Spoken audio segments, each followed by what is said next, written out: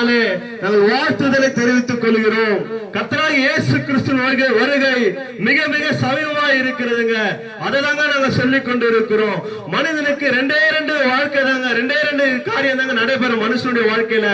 ஒன்னு மரணம், இன்னொன்று பரலோக ராஜ்யத்திற்கு போக வேண்டியதுங்க. இந்த ரெண்டு காரியத்தை குறித்து நான் சொல்ல வேண்டுமானால், இயேசு கிறிஸ்துவை தம் சொந்த ரட்சகராக இந்த பூமியிலே யாரெல்லாம் ஏற்றுக்கொள்கிறார்களோ அவர்கள் மாத்திரமே பரலோக ராஜ்யத்தில் செல்ல முடியுங்க. நிச்சயமா சொல்றேன், உண்மையாக ஆமாங்க.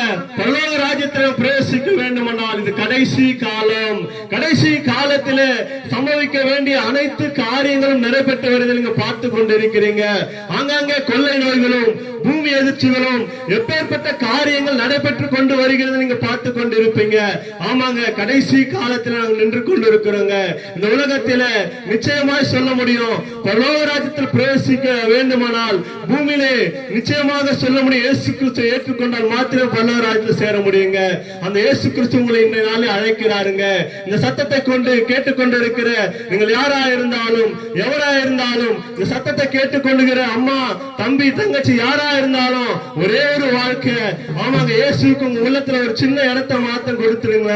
நிச்சயமாக சொல்ல முடியும், நாங்கள் பேசிக்கொண்டு எனக்கும் இப்பேற்பட்ட சந்தோஷத்தை இயேசு கிறிஸ்து கொடுத்தாருங்க. அந்த சந்தோஷத்தை தாங்க சொல்ல வந்திருக்கிறோம். நிச்சயமாகவே நீங்க இந்த நாளிலே இயேசு கிறிஸ்துவுக்கு ஒரு உள்ளத்துல சின்ன இடத்தை மாத்தி நீங்க கொடுத்தீங்கன்னா நிச்சயமாக சொல்ல முடியும், உங்களுக்கு சந்தோஷம், உங்களுக்கு சமாதானம், உங்களுக்கு நிம்மதியை தர இயேசு கிறிஸ்து வல்லவராக இருக்கிறார். அப்பேற்பட்ட சந்தோஷத்தை சமாதானத்தை பெற்றுக்கொண்டு உங்களை கர்த்தர் ஆசீர்வதித்து வழிநடத்துவாராக.